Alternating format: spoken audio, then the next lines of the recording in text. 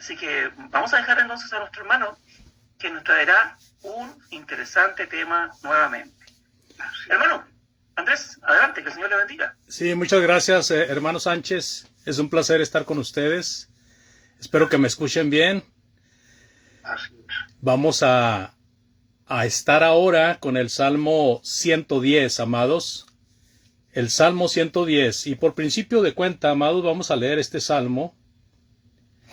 El Salmo 110 consta de 7 versículos solamente.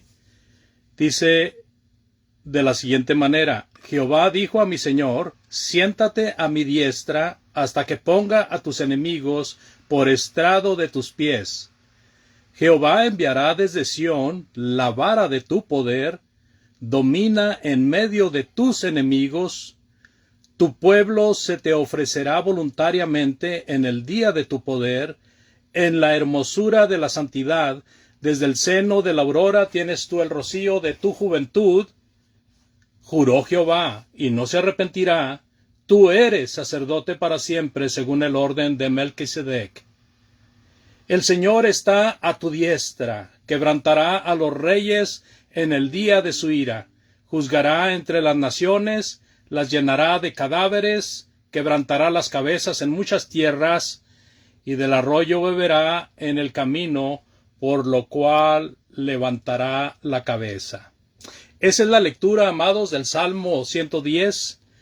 A diferencia del Salmo de ayer, pues este tiene solamente 7 versículos, mientras que el de ayer tenía 31 versículos. Sin embargo, hermanos, este Salmo, aunque es de pocos versículos, no es el más chico de los Salmos. Si ustedes saben, amados, si ustedes han leído acerca de los Salmos, pues el Salmo más chico es de 2 versículos solamente, de una sola estrofa de 2 versículos, mientras que este Salmo pues al menos tiene 2 estrofas, una de 3 versículos y una de 4. Y el Salmo más grande, pues todos sabemos, es el 119, donde está aquel famoso pasaje que dice: lámpara es a mis pies y como lumbrera a mi camino tu palabra. Así de que este Salmo largo consta de 176 versículos y una suma de 22 estrofas. Así, y no solamente es el salmo más grande, sino que es el capítulo más largo de toda la Biblia. La importancia del Salmo 110, amados, que no es tan grande como el que acabo de mencionar, no está en su tamaño, pero sí está en la profundidad de su mensaje. Es tan importante. Fíjense bien, este Salmo 110 es tan importante que es el más citado en el Nuevo Testamento. Y no solo el Salmo más citado, amados, sino que es la escritura del Antiguo Testamento más citada en el Nuevo Testamento. Es llamativo, hermanos, por la cantidad de temas que trata este Salmo, a pesar de su pequeñez. Trata la eternidad de Dios, trata el poder de Dios, trata la soberanía de Dios, trata la ira, el juicio, el reino, las promesas, profecías, y profetiza todo el poder otorgado al Señor Jesucristo. Sin duda es un salmo mesiánico. El género es real, es de realeza. Este salmo está en el libro 5 de los Salmos, porque recordemos que los salmos constan de 5 libros. Y vamos a empezar a tratar de explicar estos versículos, hermanos, que tienen una profundidad que no he visto yo en otro salmo. Y vaya que estamos estudiando los salmos ya casi por 4 años. Y estamos ahorita precisamente en el Salmo 111. Acabamos de pasar este 110. Pero aunque este salmo ya lo di yo aquí en Indianápolis, lo tuve que preparar de una manera muy especial para ustedes, hermanos, para poder tener una conexión de alguna manera con el salmo de ayer. Ahora, este salmo es muy parecido al salmo número 2. Hay muchas palabras que se repiten en el salmo 110 y que están en el salmo número 2. Vamos a ver, vamos a irnos por partes y vamos a ver, hermanos, el primer punto. No tengo presentación hoy, así de que vamos a concentrarnos de vernos face to face, cara a cara. El punto número 1 es a la derecha del Padre gozando todo poder. A la derecha del Padre gozando todo poder. Dice el versículo 1, Jehová dijo a mi Señor, siéntate a mi diestra hasta que ponga a tus enemigos por estrado de tus pies. Hermanos, aquí se presenta al Hijo de Dios a la derecha del Padre. Y este puesto está ahí después de haber cumplido con su tarea en la tierra. No meramente se refiere al lado derecho físico, porque me preguntaron precisamente la semana pasada que di este salmo aquí, me preguntaron que si el hecho de que dijera a la diestra o a la mano derecha tenía que ver con el lado físico. Bueno, recordemos que si está Jehová hablando con su Hijo, o está Jehová con su Hijo, pues es un mundo espiritual, hermanos. Así de que la mano derecha simple y sencillamente significa un lugar póstumo, un lugar de poder absoluto, hermanos, de poder absoluto. Hebreos 1.13 dice, Hebreos 1.13, por favor. Hebreos 1.13, pero ¿a cuál de los ángeles ha dicho jamás, siéntate a mi diestra hasta que ponga a tus enemigos por estrado de tus pies? ¿Se fija? Un lugar importante, un lugar de suma importancia, el Hijo superior a los ángeles. En Lucas 22:69 dice, pero de ahora en adelante el Hijo del Hombre estará sentado a la diestra del poder de Dios. Estas son palabras que el Señor Jesucristo profirió en el momento en que está cruelmente siendo enjuiciado, hermanos. Siendo enjuiciado. Y está hablando a un futuro cercano, donde después de este pasaje en su vida de sufrimiento, Él estaría a la diestra del Padre. Hechos 7:55-56. Ahí está el cumplimiento de estas palabras. Hechos 7:55-56. Pero Esteban, lleno del Espíritu Santo, fijó los ojos en el cielo y vio la gloria de Dios y a Jesús de pie a la diestra de Dios. Y dijo, he aquí, veo los cielos abiertos y al Hijo del Hombre de pie a la diestra de Dios. Así que Esteban pudo ver lo que Jesucristo en días pasados había dicho. Estar a la diestra del Padre. Lo verían a la diestra del Padre. Esto indica, me van a ver o voy a estar en un lugar de poder completo, de poder absoluto. Primera de Pedro 3:22, por favor. Primera de Pedro 3:22. Dice el apóstol Pedro, hablándole a sus hermanos expatriados, quien está a la diestra de Dios, habiendo subido al cielo, después de que le habían sido sometidos ángeles, autoridades y potestades. Y se habla de ángeles, autoridades y potestades, o sea, todo poder. Y él lo dijo, hermanos. Él lo dijo cuando anduvo con los apóstoles después de resucitar de los muertos. Él dijo, toda potestad me ha sido dada en el cielo y en la tierra, por tanto, id, haced discípulos a todas las naciones, y nosotros hemos oído esas palabras infinidad de veces. Así de que ahí está una comprobación de por qué el Salmo está profetizando cerca de 1000 años antes de que pase lo que Jesucristo vivió después de su muerte, sepultura, resurrección y ascensión al cielo. Este salmo, amados, es en honor al Mesías. Este salmo nos enseña que el autor, que es el salmista, está declarando lo que Jehová le dijo a su Señor, o sea, al Señor del salmista, lo que Jehová le dijo al Señor del salmista. Hago hincapié en esto, amados, porque hay críticos que cuando uno está buscando datos, está buscando información, está buscando enriquecer, ampliar la situación de entender mejor esto, hay críticos que son ajenos al pueblo de Dios, que tratan de confundir al lector, dándole a entender que es Dios diciéndole al salmista Señor. Y no es así. ¿Y sabe quiénes piensan así? Los unitarios. Los que no creen que es Padre, Hijo y Espíritu Santo. Los que creen que solamente es una persona.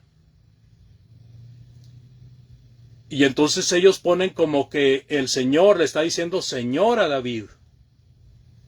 Otros comentaristas modernos tratan también el Salmo meramente como un salmo real, o sea, meramente como un salmo de realeza, donde Dios está hablando a través del salmista sobre el reino de David, sobre el reino de David.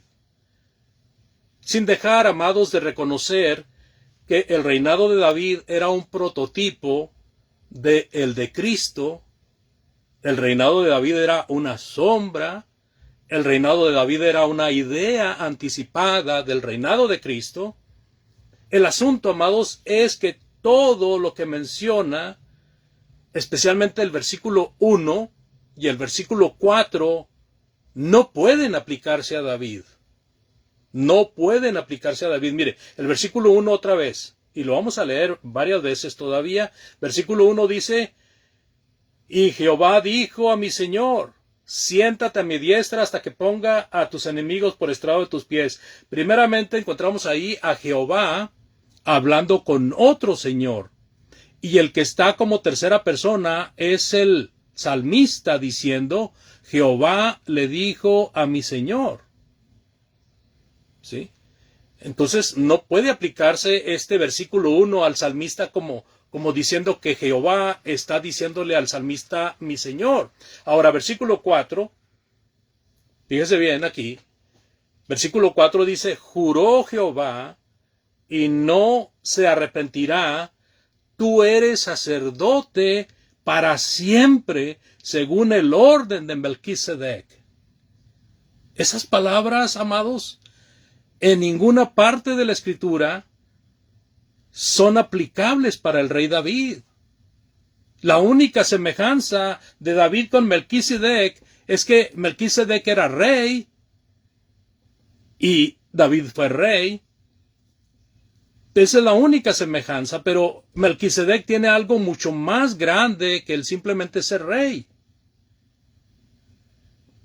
Un personaje en las Sagradas Escrituras que no tiene origen. Pero vamos a hablar un poquito mejor de él cuando lleguemos a ese versículo. Ahorita nada más lo estamos citando como referencia. Ahora, es Jesús, amados, es nuestro Señor Jesucristo, y no los comentaristas modernos o los críticos de todos los tiempos, los que reconocen que Jehová habla de él. O sea, él es el que da la enseñanza de que el pasaje citado está hablando de él. Jesucristo da la enseñanza de que ese versículo está hablando de su persona. Dice en Mateo 22, 41 al 46, por favor, aquí es una parte muy interesante de la explicación de este salmo. Mateo capítulo 22, versículos del 41 al 46. Estando juntos los fariseos, Jesús les preguntó diciendo, ¿qué pensáis del Cristo? ¿De quién es hijo? Y le dijeron, de David. Él les dijo, pues ¿cómo David en el Espíritu le llama Señor? Diciendo, dijo el Señor a mi Señor, siéntate a mi derecha hasta que ponga a tus enemigos por estrado de tus pies. Versículo 45. Pues si David le llama Señor, ¿cómo es su hijo? Versículo 46, y nadie le podía responder palabra, ni osó alguno desde aquel momento preguntarle más. El trasfondo de estos pasajes que acabamos de leer, hermanos. El Señor Jesucristo está casi en la recta final de su carrera. Está teniendo uno de los últimos enfrentamientos con los poderosos de la religión de su tiempo. Está tratando está dándoles otra oportunidad para que ellos se sacudan y entiendan que Él es el Mesías prometido. Pero no, a Él lo ven como un simple hombre, como un simple judío. Inclusive lo acusan de juntarse con pecadores y con rameras. Así de que por ninguna parte les entraba que Él fuera el Rey prometido, el Rey eterno, el Rey con el reino eterno prometido. Por lo tanto lo despreciaban. Y entonces Él les hace esta pregunta, bueno, ¿qué piensan ustedes del Cristo? ¿De quién es hijo? Y ellos dicen de David. Inmediatamente contestan. Ellos conocían las Escrituras.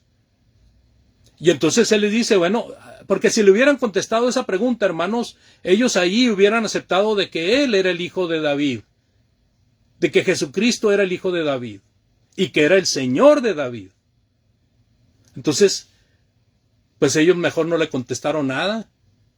Entonces siguieron con su ignorancia, siguieron con su descendencia, o sea, descendiendo hacia el infierno, descendiendo hacia su propia perdición, porque iban a ser autores intelectuales de la muerte de Jesucristo.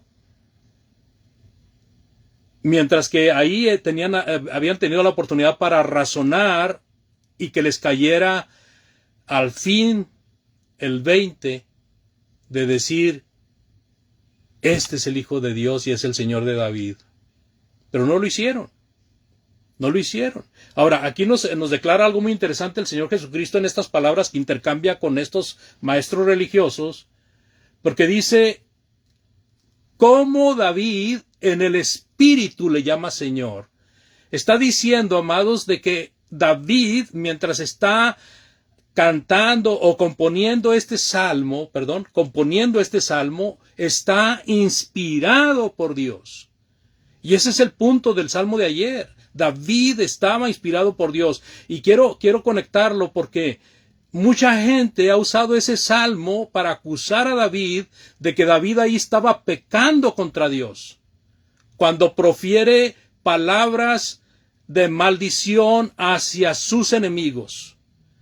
En ninguna parte de las Sagradas Escrituras vemos algún reproche de nuestro Dios de que David estaba en pecado por esas palabras. Al contrario, esas palabras se citan como palabra de Dios. Así que, amados, es importante entender que David está siendo inspirado. Ahora, cuando hay error en Pablo, en Pedro o en cualquier personaje de las Sagradas Escrituras, también se nos da a conocer. Mire, el apóstol Pablo, cuando estuvo frente a aquel procónsul llamado, si no mal recuerdo, Sergio Pablo, había un hombre que se estaba interponiendo ante ellos. Y este hombre era un Simón mago llamado Barjesús. No era Simón el mago, ese está en Hechos 8. Estoy hablando del capítulo 14 de Hechos. Y este Barjesús se interponía. ¿Y qué fue lo que le dijo Pablo, hermanos? Hijo del diablo. Si usted puede buscar esa cita, usted hágalo, por favor. Pero allí Pablo maldice a Barjesús. ¿Pero era por un asunto personal de Pablo contra Barjesús o era un asunto divino? Dios estaba usando al apóstol Pablo en esa ocasión, amados.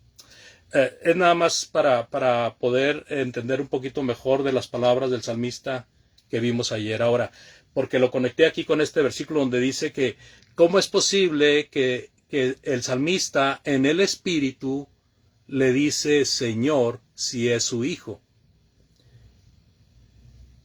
Los judíos, hermanos, y sus autoridades conocían este salmo y sabían que Jesús o el Mesías que iba a venir sería hijo de David. Y sabían que en esta parte del Salmo David le llama Señor al que era su hijo. Así es que en este versículo se habla del Señor de David. quien es llamado el Hijo de Dios. Pero también se habla de Jesús, Hijo de David. Y por ello el título El Hijo de Hombre, como se titula nuestro Señor Jesucristo. He aquí, amados hermanos, y por eso yo hablaba de la profundidad de este salmo, porque este salmo nos demuestra la combinación humana, divina del Señor Jesús. 100% humano, 100% divino. ¿Lo entendemos nosotros a plena? No, somos humanos. No lo podemos entender a plenitud, amados. Sin embargo, lo creemos por fe. Jesús fue 100% humano y fue 100% Dios. Eso nunca lo perdió el Señor. Siempre lo tuvo a manera de poder controlarlo. Cuando Él quería ser humano, era humano. Y cuando Él quería ser Dios, era Dios. Si no, no hubiera permitido la adoración de aquella mujer que vino a sus pies pidiéndole porque su hija estaba atormentada por un demonio. Él no hubiera permitido que aquella mujer le rindiera adoración. Si hubiera sido un simple hombre, sin divinidad, hubiera hecho lo mismo que hizo el apóstol Pedro cuando vino Cornelio y se postró ante él, y Pedro le dijo, levántate, yo soy hombre como tú. Así que tengamos esto en cuenta porque este es el misterio, hermanos. Pero ese misterio es revelado. Ahora nosotros lo creemos porque sabemos que como humanos no lo comprendemos a plenitud, pero cada vez lo comprenderemos mejor si vamos creciendo y desarrollándonos espiritualmente. Y si no lo logramos entender, lo entenderemos allá. ¿Cómo es posible, hermanos, que David tenía un hijo que iba a venir como 1000 años después de que David muriera? ¿Cómo es posible eso? Bueno, por la descendencia, ¿verdad? El Señor Jesucristo fue descendiente de José en la carne, de María, carnalmente hablando, y estas dos personas, tanto José y María, pues eran descendientes del rey David. Como autoridades impenitentes, estos religiosos, amados hermanos y amigos, serían vencidos y se terminaría el poder que ellos tenían, porque mire, recordemos lo que le dijo el Señor Jehová a su Hijo: siéntate a mi derecha hasta que ponga a tus enemigos por estrado de tus pies. Cuando hablamos de poner a alguien por estrado de tus pies, significa una situación antigua, hermanos, que cuando una persona salía victoriosa contra otros, era una señal de victoria poner el pie sobre la persona caída y levantar los brazos en señal de victoria. Por eso se usa la expresión como estrado de tus pies. Versículo 2, Salmo 110, versículo 2. Jehová enviará desde Sión la vara de tu poder, domina en medio de tus enemigos. Versículo 3. Tu pueblo se te ofrecerá voluntariamente en el día de tu poder, en la hermosura de la santidad, desde el seno de la aurora, tienes tú el rocío de tu juventud. Hoy vamos a ver el segundo punto, amados. El segundo punto es el reino con poder para un pueblo voluntario. El reino con poder para un pueblo voluntario. Aquí en estos versículos se menciona Sión, y Sión, amados, es el símbolo del lugar de Dios. El lugar de Dios en el tiempo de Jesús fue Jerusalén, y ahí en Jerusalén estaba el templo, y aunque el templo fue construido por Herodes, se usaba como casa de Dios, y fue destinado y fue consagrado como casa de Dios.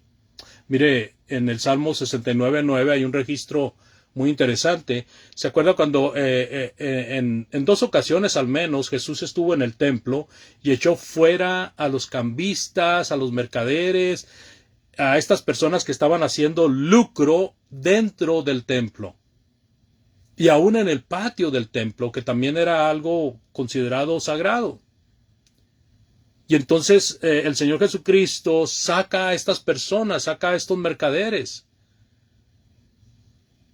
Y dijo, han hecho la casa de mi padre cueva de ladrones. Ahí en el Salmo 69:9 hay una frase que recordaron los discípulos cuando vieron esta actitud de Jesucristo. En el Salmo 69:9 dice en la primera parte, porque me consumió el celo de tu casa. Me consumió el celo de tu casa. Ese fue lo que recordó en ese momento el discipulado de Cristo, en el momento en que Jesucristo está enojado, echando afuera a los mercaderes del templo. Ahora, en el día que de Jerusalén salió el poderoso evangelio, hermanos, ese día es el inicio del poder de Cristo. Porque personas de diferentes naciones, y no es que de todas, y yo creo que aquí en el sentido figurado es de todas las naciones, porque gracias a ese evento en el día de Pentecostés, en el día de Pentecostés después de la ascensión de Cristo, en ese evento estaban reunidos judíos de varias naciones, pero de ahí se extendió el evangelio a todas partes. De ahí se extendió el evangelio a todas partes. Los apóstoles también tuvieron la oportunidad, al menos Pedro y Pablo, tuvieron la oportunidad de extender el evangelio a todas las partes posibles que se podía llegar. En medio de los poderes existentes, todavía, porque todavía estaban los judíos, todavía no era destruida Jerusalén, todavía no era destruido el templo, así de que ahí estaban los poderes de los judíos todavía, y como dice el versículo, tu pueblo se te ofrecerá voluntariamente en el día de tu poder, en medio de tus enemigos, dice el versículo 2. Quiere decir que todavía estaban ahí los poderes enemigos de Jesús. En el tiempo, hermanos, del cuarto reino. No estamos hablando ahora solamente de los enemigos religiosos de Jesús, sino que ahora hablamos de los enemigos encarnizados de Jesús, los paganos. En el tiempo del cuarto reino, que era Roma, el imperio romano, en ese tiempo Jesucristo empezó a reinar y estableció un reino superior a las autoridades judías y superior al imperio romano, que también caería en forma espiritual en el primer siglo y en forma física en los primeros siglos de esta época. Mientras que Jerusalén, en el orden espiritual o en el orden religioso, Jerusalén sería destruida en el año 70 del primer siglo. Así que estos poderes estaban todavía vigentes cuando empieza el poder y el reino de Jesucristo. Cuando habla de que las gentes se te entregarán voluntariamente, quiere decir, amados, que los miembros de este reino iban a venir a ser miembros no porque alguien los estuviera obligando o porque alguien los estuviera diciendo tienen que hacerlo así, sino simple y sencillamente por convicción propia. Esto es muy importante. Mientras que en la ley de Moisés los judíos crecían dentro de un sistema religioso obligatorio, en la ley de Jesús, nuestro Señor, sería por convicción propia. Por convicción propia. Ahí, hermanos, se manifestaría el tiempo del efecto de la profecía de Jeremías. Jeremías, ¿se acuerdan lo que profetizó Jeremías acerca de el nuevo pacto que vendría? Y en sus palabras Jeremías dice, y no enseñará más a ninguno, estoy en Jeremías 31-34, y no enseñará más a ninguno a su prójimo, ni ninguno a su hermano, diciendo, conoce a Jehová, porque todos me conocerán, desde el más pequeño de ellos hasta el más grande, dice Jehová, porque perdonaré la maldad de ellos y no me acordaré más de su pecado. Cuando leemos esta parte de Jeremías y todo su contexto, nos damos cuenta de que la ley del nuevo pacto sería muy, muy diferente a la ley del antiguo pacto, de tal manera que ya no iba a ser una imposición, ya no iba a ser una obligación, sino que ahora voluntariamente y personalmente cada uno conocería al Señor. Interesante, ¿no? Estos versículos mencionan acerca de, fíjense lo que dice la última parte del versículo 3, en la hermosura de la santidad, desde el seno de la aurora, tienes tú el rocío de tu juventud. Bueno, aquí, hermanos, solamente podemos decir que el rocío de la juventud y esto de la aurora que menciona ahí, bueno, pues la aurora es la madre del día. Y el rocío, hermanos, es lo que cae y pregna toda la tierra. Todo lo que acompaña este lenguaje, hermanos, es un lenguaje poético. Y todo lo que acompaña este lenguaje tiene que ver con el contexto que venimos viendo, tiene que ver con la abundancia, tiene que ver con lo refrescante, tiene que ver con el vigor, con el poder, con la influencia eterna que ejercería el Hijo de Dios. Allá en Isaías 26:19 encontramos algo parecido. Isaías 26:19, por favor. Dice, tus muertos vivirán, sus cadáveres resucitarán. Despertad y cantad, moradores del polvo, porque tu rocío es cual rocío de hortalizas, y la tierra dará a sus muertos. Así que ese es el poder, hermanos, y un poder que en vez de ir al cansancio, en vez de ir al envejecimiento, es un poder que se renueva día a día. Eso es lo mismo que tenemos nosotros como la ley del que es espiritual. Mientras que el cuerpo se va envejeciendo, como dice el apóstol Pablo, mientras este tabernáculo se va envejeciendo, nuestro hombre interior se va rejuveneciendo. Tercer punto, amados, un reino eterno. Un reino eterno. Vamos a ver el versículo 4, por favor, del Salmo 110. Dice, juró Jehová, y no se arrepentirá, tú eres sacerdote para siempre, según el orden de Melquisedec. Ah, qué tremendo punto, hermanos. Es interesante porque es otro papel único del Señor Jesús. Jesús fue el sacrificio, pero Jesús fue el que ofrecía el sacrificio. Hebreos 9, 24 al 26, por favor. Hebreos 9, del 24 al 26 dice, porque no entró Cristo en el santuario hecho de mano, figura del verdadero, sino en el cielo mismo, para presentarse ahora por nosotros ante Dios, y no para ofrecerse muchas veces como entra el sumo sacerdote en el lugar santísimo, cada año con sangre ajena. De otra manera le hubiera sido necesario padecer muchas veces desde el principio del mundo, pero ahora, en la consumación de los siglos, se presentó una vez para siempre por el sacrificio de sí mismo para quitar de en medio el pecado. El sacerdote y el sacrificio fue Jesucristo. ¿Qué persona, qué ser puede hacer esto? Solamente el Señor Jesucristo lo pudo hacer. Él fue el sacrificio perfecto y fue el sacerdote perfecto para ofrecer ese sacrificio. Ahora, ese sacerdocio es el que estamos leyendo en este versículo 4 del Salmo 110. Un sacerdocio del orden de Melquisedec. Porque el sacerdocio de Jesús, hermanos, fue ilustrado como un sacerdocio eterno, y el que ilustraba este sacerdocio eterno es Melquisedec. Melquisedec, ¿quién es este hombre? Bueno, este hombre se menciona brevemente en Génesis. Si usted va a Génesis 14, 17, por favor.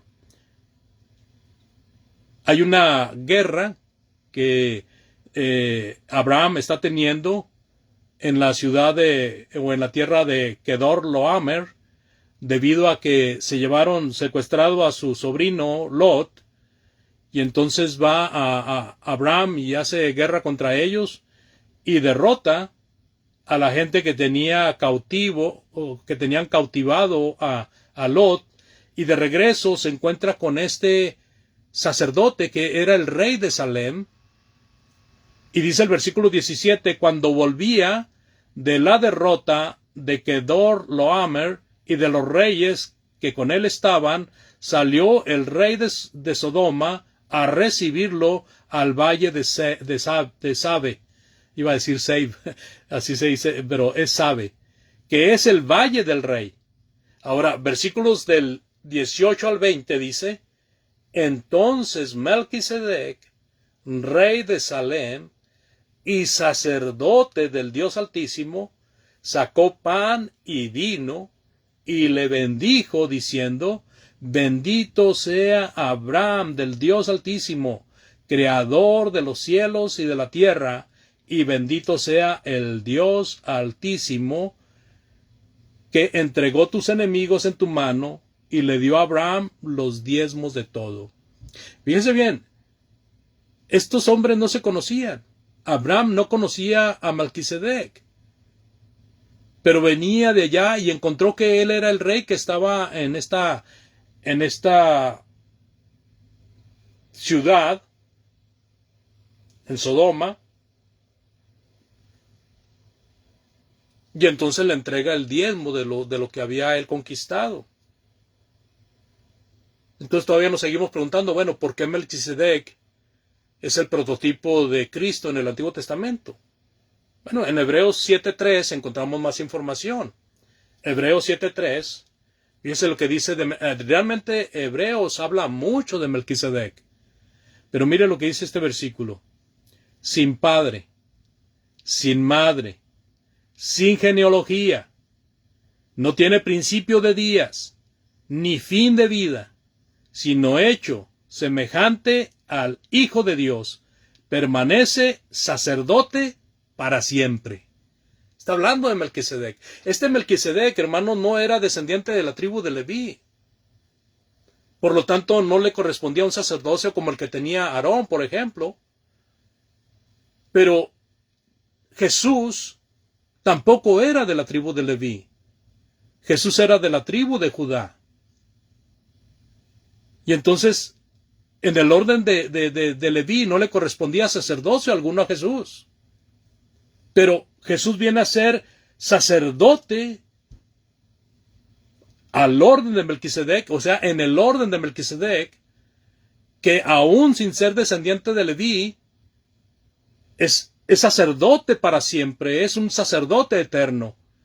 Y ya vimos por qué. No tiene padre, no tiene madre, no tiene genealogía, no tiene principio, no tiene fin de día, no tiene origen, sino que es hecho semejante al Hijo de Dios. Así de que Melquisedec fue un prototipo de lo que iba a ser el Señor Jesucristo. Muchos creen, amados, muchos creen que Melquisedec pudiera ser una encarnación de Jesucristo antes de la encarnación cuando vino en esta era. Bueno, eso creen, ¿verdad? Y podemos creer mil cosas. La verdad es que no tenemos más información. Pero dicen ellos, bueno, es que acordémonos de aquellos varones que se le presentaron a Abraham. Era Dios. Y se presentó como 3 varones. Y a la vez Abraham se dirigía a ellos como una sola persona. Pero eran 3 varones. Bueno, podemos argumentar y podemos imaginarnos muchas cosas, solamente es para abrir un poquito más nuestro criterio.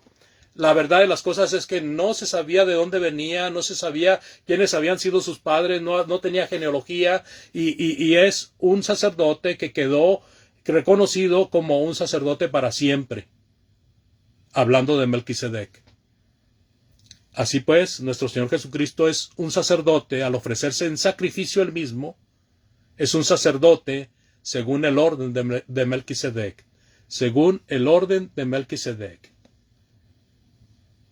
Ahora, hablando del reinado de Jesús, que también se menciona en el versículo 4, del Salmo 110, 110:4, juró Jehová y no se arrepentirá, tú eres sacerdote para siempre, según el orden de Melquisedec. Bueno, Melquisedec era un rey también, amados. Y entonces, el reinado de David fue un reinado terrenal y fue un reinado que tuvo su principio y tuvo su fin. Pero el reinado de Cristo no tiene fin. Es para siempre. Dice en Hechos 2, 29 al 30, por favor. Hechos 2, 29 al 30, predicando el apóstol Pedro, su primer sermón, dice: varones hermanos, se os puede decir libremente del patriarca David, que murió y fue sepultado, y su sepultura está con nosotros hasta el día de hoy, pero siendo profeta, y sabiendo que con juramento Dios le había jurado que de su descendencia en cuanto a la carne levantaría al Cristo para que se sentase en su trono, ¿se fija? Ya no está entre nosotros, pero su sepulcro está ahí. Ya no anda aquí caminando con nosotros, pero él estuvo ahí. Pero como profeta profetizó acerca de Jesús, que iba a continuar su reinado. Mientras que el reinado de David termina, la continuación de su reinado por parte de Jesucristo es un reinado eterno, hermanos. Un reinado eterno. Otros versículos más en Hechos 13:36, por favor. Hechos 13:36 también dice: con razón David le llama Señor a Jesús, aún antes de nacer. Porque David, después de haber servido al propósito de Dios en su propia generación, él durmió y fue sepultado con sus padres y vio corrupción, o sea, su cuerpo se descompuso. Mientras que el cuerpo de Jesucristo no vería corrupción. El Señor Jesucristo sería sepultado y al tercer día resucitaría. Aunque su espíritu fue al Hades, el espíritu dejaría el Hades para regresar al cuerpo. Mientras que David murió, fue sepultado y su cuerpo se descompuso. Así que es otra forma de apoyar y de enfatizar el hecho de la eternidad del reino de Cristo, amados. Ahora, punto número 4. El Rey de Reyes, venciendo, apoyado por el Padre Celestial. El versículo 5 del Salmo 110, por favor. Versículo 5. El Señor está a su diestra, dice. El Señor está a tu diestra. Quebrantará a los reyes en el día de su ira. El salmista, platicando con Jesús, le dice: el Señor está a tu diestra. O sea, el Padre está a tu diestra. Ahora vemos al Padre a la diestra del Hijo en este versículo, hermanos. Vemos al Padre a la derecha del Hijo, o sea, de su propio Hijo. Otra vez, es un lugar de poder, es un lugar de autoridad, es un lugar de toda potestad. Y el Padre la tenía. Aunque el Hijo la tenía toda, el Padre también la tenía toda. Así de que los poderes, hermanos, que existieran en contra de este poder, iban a ser quebrados. Por eso dice el versículo 5, el Señor está a tu diestra y quebrantará a los reyes en el día de su ira. Es aquí, amados, donde se vaticina un tiempo de terror para los enemigos de Cristo. Los poderes caídos, los poderes destruidos. Y aquí vamos a leer un versículo, hermanos, que es un versículo muy controversial, que aún muchos de nosotros hemos caído en el error de pensar que se está refiriendo al fin del mundo. Pero no se refiere al fin del mundo. Es un prototipo del fin del mundo, pero directamente se refiere a un juicio antes del juicio del fin del mundo. En Mateo 24:29, por favor. Ahí vamos a ver a los poderes cayendo. Mateo 24:29 dice: e inmediatamente, después de la tribulación de aquellos días, el sol se oscurecerá, la luna no dará su resplandor, y las estrellas caerán del cielo, y las potencias de los cielos serán conmovidas. Este versículo, hermanos, está profetizando el fin del poder judío. El fin del poder judío.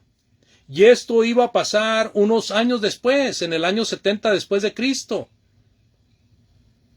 Cuando llegara el ejército romano a sitiar la ciudad de Jerusalén, cuando estuviera a punto de pasar aquella gran desolación mencionada por Daniel, recordada por el Señor Jesucristo. Entonces, después de eso, inmediatamente, después de esa tribulación, el sol se iba a oscurecer, o sea, el poder de los judíos iba a caer, hermanos. Los judíos tenían toda la luz, pero ellos la despreciaron. Ahora se les iba a caer toda la luz. Recuerdo la sentencia del Señor Jesucristo a alguna de la iglesia de Apocalipsis, que le dice, porque estoy a punto de quitar el candelero, si no haces arreglos pronto. Salmos 110, versículo 6. Juzgará entre las naciones, las llenará de cadáveres, quebrantará las cabezas en muchas tierras. Jesús, nuestro Señor, amados, venció en el mismo momento de morir en la cruz. Fíjense cómo está esto. Mientras que Satanás pensaba que estaba triunfando sobre el Hijo de Dios al verlo colgado en la cruz, Dios estaba llevando a cabo el plan perfecto de que un sacrificio perfecto fuera ofrecido por el pecado de todo el mundo. Cuando Jesucristo está en la cruz, hermanos, profiere 7 frases. Y la penúltima frase fue, consumado es. Consumado es. Y cuando está diciendo consumado es, quiere decir que todo lo que se había profetizado acerca de lo que el Mesías debía de hacer y de lo que estaba pasando, cuando Jesucristo está a punto de dar su último respiro, Él sella, certifica de que todo se ha cumplido a la perfección. Así de que en ese momento que Jesús muere, hermanos, está venciendo. Esta es la puerta que se abre de la victoria. Es el momento en que Satanás cae del cielo, la figura que vemos en el libro de Apocalipsis, que veía a Satanás caer como un rayo del cielo, y que vemos en Apocalipsis como hay una batalla y el diablo arrastra con la cola a la tercera parte de las estrellas. Ahí está esa figura, hermanos. Cuando Jesucristo está muriendo en la cruz, Satanás está cayendo. Está cayendo, está siendo limitado, está siendo vencido, está siendo derrotado. No completamente, pero sí hasta donde Dios quiere derrotarlo. Con el poder que empezó en el momento en que Él muere en la cruz, hermanos, pudo tumbar cabezas, porque inmediatamente después de su muerte, el reino de la redención vendría a ser parte del mundo. El reino de la redención vendría a estar en el mundo, vendría a estar en la tierra, hermanos. Los cristianos fieles del primer siglo no solo vencieron a las fieras y no solo vencieron esos aparatos de tortura que tenían los romanos. Los cristianos fieles en el primer siglo vencieron al imperio romano, hermanos. Esos hermanos que veían en las plazas y se burlaban de ellos porque veían sus cadáveres muertos y decían, pobrecitos estos cómo serían de perversos y de malas personas que murieron de esa manera. Esos cristianos fieles tirados ahí y siendo espectáculo del mundo, vencieron al imperio romano, hermanos. Porque no los pudieron hacer desistir de que ellos servían a Cristo el Señor. La autoridad de los judíos fue vencida, el imperio romano fue vencido. En el trayecto de la historia, quienes han querido terminar con la Biblia han fracasado. Los que han querido acabar con la iglesia del Señor no lo han podido lograr. Esta profecía, hermanos, que menciona este versículo, está en su apogeo hoy. Pero desde hace 20 siglos. No empezó hace 100 años, no empezó hace 20 años o 30 años, empezó hace más de 20 siglos, hermanos. El poder del reino de Cristo venciendo, hermanos, venciendo. Él está reinando en todas las naciones y ha estado venciendo a los poderes contrarios. Y todo esto, amados, como víspera y como un anuncio del día del juicio final. Ya para concluir, hermanos, en esta recta final, y antes de entrar al último versículo, Apocalipsis 20 del 11 al 15, por favor. Esto sí es el juicio final. Apocalipsis 20 del 11 al 15 dice: y vi un gran trono blanco, y al que estaba sentado en él, delante del cual huyeron la tierra y el cielo, y ningún lugar se encontró para ellos. Y vi a los muertos, grandes y pequeños, de pie ante Dios. Y los libros fueron abiertos, y otro libro fue abierto, el cual es el libro de la vida. Y fueron juzgados los muertos por las cosas que estaban escritas en los libros, según sus obras. Y el mar entregó los muertos que había en él, y la muerte y el Hades entregaron los muertos que había en ellos. Y fueron juzgados cada uno según sus obras, y la muerte y el Hades fueron lanzados al lago de fuego. Esta es la muerte segunda. Y el que no se halló inscrito en el libro de la vida fue lanzado al lago de fuego. El Señor victorioso sobre sus enemigos, amados. Y el versículo 7 del Salmo 110 dice: del arroyo beberá en el camino, por lo cual levantará la cabeza. Es tan victorioso el Señor que camina erguido, camina fresco, con la cabeza levantada. Es cierto que vino a morir por causa de nosotros, y mientras lograba hacerlo, sufrió por nosotros, anduvo en la tierra despreciado, como raíz de tierra seca lo vimos, como que no tenía parecer, no nos atrajo, y fue despreciado, varón de dolores. Pero ahora, hermanos, el Salmo nos notifica que el Señor va como aquel guerrero que después de pelear una gran batalla, a punto de deshidratar su cuerpo, encuentra agua fresca, bebe de ella y se levanta con la cabeza en alto. Amados hermanos, amados amigos, el Señor está cerca. Viene pronto, como dice Maranata. Viene pronto, el Señor viene pronto. Nosotros debemos de estar bien conscientes de que al estar fieles con Dios, estamos siendo guerreros, luchando al lado del gran vencedor. Pero si nosotros hemos caído de la gracia, pues todavía hay tiempo de pedirle perdón a Dios y decirle: aquí estoy, Señor, listo para, con nuevas fuerzas, terminar la carrera.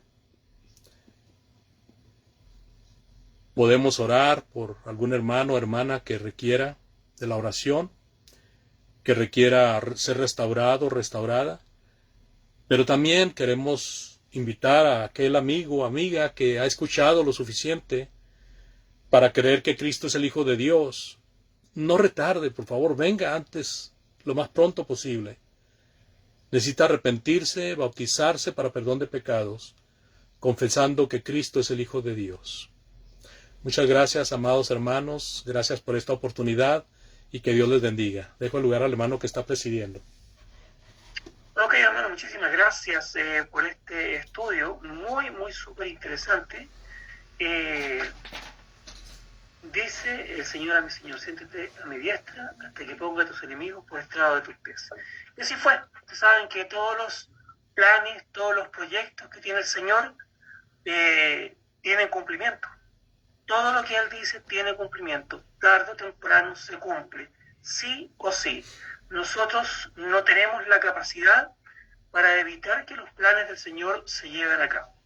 Y tenía planes con nuestro Señor Jesucristo y había sido profetizado, y así fue como todo se llevó a cabo. Gracias, hermano, por este hermoso estudio, por esta buena lección, y esperando que algún día podamos volver a tenerlo si Dios nos da otra oportunidad. Gracias. Gracias a ustedes. Vamos a tener entonces ahora una oración. Quisiera pedir en esta ocasión, si es posible, que nuestro hermano Waldo Sánchez nos pueda llevar en una oración, y posteriormente vamos a ver si tenemos algunas novedades en Facebook, el cual yo voy a abrir posteriormente. Hermano Waldo, ¿es posible que nos lleven una oración, por favor? Vemos, mi buen Señor que estás en el cielo, queremos darte gracias una vez más, Señor, por esta bendición tan grande que tenemos de poder estar cada día, Señor, abriendo nuestro corazón para recibir tu enseñanza, Señor. Gracias por el hermano que ha traído la lección. Sabemos que ha tenido un trabajo grande para lograr esta lección tan buena, y que nos va a reconfortar a cada uno en el espíritu, y que nos va a permitir, Señor, poder defender tu palabra de la mejor forma. Gracias, mi Señor, por tantas bendiciones, por tanta misericordia que tú tienes con cada uno de nosotros cada día. Te pedimos, Señor, por aquellos que están enfermos, que tú puedas ayudarlos a sanar, que puedas poner las herramientas en las manos de los médicos para que ellos puedan ser sanados. Y también, Señor, que te acuerdes de aquellos que sufren por la miseria y por la miseria de este mundo, Señor. Sobre todo niños y mujeres que mueren de hambre cada día, Señor. Acuérdate de ellos también, Señor, si es tu voluntad y tu misericordia.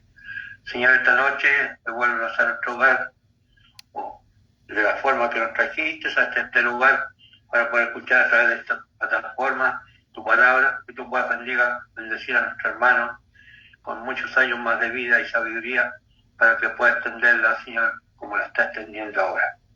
Gracias, mi Señor, por tantas bendiciones, y te damos las gracias en el nombre de Cristo Jesús. Amén. Amén, Señor. Muchísimas gracias, hermano Waldo, por la oración que nos ha traído. Tenemos algunas tenemos visitas, hemos tenido bastantes personas que han estado a través de Facebook también viendo esta transmisión y el estudio de nuestro hermano Andrés Pong, que nos ha llenado y nos ha colmado nuestro corazón el día de hoy. Y quiero comentarles a cada uno de ustedes que, por ejemplo, a través de la plataforma de Facebook Live ha estado la hermana Betsabe Sánchez, Joel Lalana Velázquez, Precia Alicia Mella Pérez, Manuel Córdoba, Susana Treviño, Juan Huertas Remigio, Vanessa Marín, Arnulfo Cárdenas, Alicia Zamora. Todos ellos han estado viendo este maravilloso tema que ha traído nuestro hermano a través de Facebook Live. Y también tenemos algunos mensajes, por ejemplo, de Joel Lalana Velázquez, que dice: buenas noches, hermanos, bendiciones para todos, que el Señor les guarde siempre, muchas gracias por la enseñanza. Dice hermano Manuel Córdoba también: hermanos, buenas noches, saludos desde Colombia, de parte de Manuel Córdoba, Iglesia de Cristo de la Gran América, en Bogotá. Figúrense ustedes donde nos están viendo. Gracias al Señor, gracias hermano Manuel Córdoba por vernos también. Arnulfo Cárdenas Tobar, gracias, dice, gracias, excelente exposición de la palabra, muchísimas gracias también por su mensaje que nos ha dejado a través de esta plataforma de Facebook Live. De esta manera entonces hemos visto algunos alcances que nos han hecho y mensajes que tenemos a través de esa plataforma. Vamos entonces ahora a pasar, queridos hermanos y amigos, a algunos de los comentarios que ustedes puedan dejarnos o darnos en este instante, en este breve instante que ya estamos un poquito pasados las 21 horas, hora de Chile. Así que quiero dar la oportunidad a algunos de ustedes. Si quieren darle algún comentario, algún saludo al hermano, ahora es el momento. Adelante, por favor. Pueden levantar su manito también, si ustedes lo desean. Están un poco tímidos los hermanos. No, Era, Muy buena la lección, hermano. La verdad que yo no escuché porque el día jueves nosotros tenemos reunión en nuestra congregación. Pero de todas maneras, muy linda la lección, me gustó como la expuso y ojalá que le dé muchos años más al Señor para que pueda seguir predicando el Evangelio al hermano. Que el Señor te bendiga, hermano. Gracias, hermano Waldo. gracias, hermanito Waldo, por su alcance. ¿Alguien más? Hermanita Doris, adelante, por favor. Hermanito, buenas noches con todos. Yo quiero darle las gracias a Dios primeramente y al hermano que ha traído su estudio tan bueno, excelente. Pero tengo una preguntita para el hermano. Al último dijo, como dice Maramota. ¿Qué cosa es Maramota? Maramata. Maranata. ¿Ah? Maranata, ¿no? Sí, Maranata. Sí, ¿qué es, hermanito Maranata? Dios viene pronto es una palabra del antiguo idioma, hermana, del hebreo o del arameo, y que significa Dios viene. El Señor viene pronto. El Señor viene pronto. Sí. No sabemos cuándo, nadie sabe. Así es. Nadie sabe el día, ni la hora, ni nada, ¿no? Bueno, gracias, hermano. Excelente estudio, muy bueno, muy bueno. Y que Dios lo bendiga, hermanito, que Dios lo bendiga para que nos siga trayendo esos excelentes estudios. Le agradezco la pregunta. Le agradezco la pregunta. Perdón, hermano. A usted las gracias. Le agradezco la pregunta. Gracias, hermano, a usted. Gracias a Dios también. Hermano, tenemos una invitada que es de Piura. La hermanita Genoveva Morocho está por ahí. Ok. Bueno, bienvenida. Gracias a Dios que nos está visitando. Es de Piura, Perú. De Piura. Ajá, seguro que lo conoce al hermano Néstor. Seguramente, claro. Bueno, hermano, esto tuvo que retirarse un poquito antes porque tenía otra invitación a la iglesia de la Florida, allá en Santiago. Así que... Genoveva, da la cara. Bueno, hola, gracias. la estoy viendo. Sí, la estoy viendo a todos. Buenas noches con todos. Muy buenas noches, hermana. Quizá usted bienvenida. Gracias. Al hermano Néstor escuché hablar, sí lo conocemos, al hermano Néstor, llegó a Piura. El hermano Néstor es más conocido que la ruda, como dicen en mi país, Perú. Yo también creo conocerlo. Gracias, hermana, por estar aquí. Bastante. ¿Alguien más desea hacer algún comentario acerca de lo que hemos escuchado oído el día de hoy por boca de nuestro hermano Andrés? Muy bien, pues. Como dicen por ahí, no habiendo más puntos que tratar, se levanta la sesión. Se cierra. Nos vemos. Señor les bendiga, hermanos. Tengan una muy buena noche. Muchas gracias a todos, hermano. Muy bien. Chao, hermano Andrés. Dios le bendiga, hermano. Buenas noches, hermano. Buenas noches. Gracias. Gracias a Dios ustedes. los bendiga, hermanitos. Dios los bendiga a todos. Feliz noche. Chao. Fin de semana. Que Dios los bendiga el día domingo, día del Señor.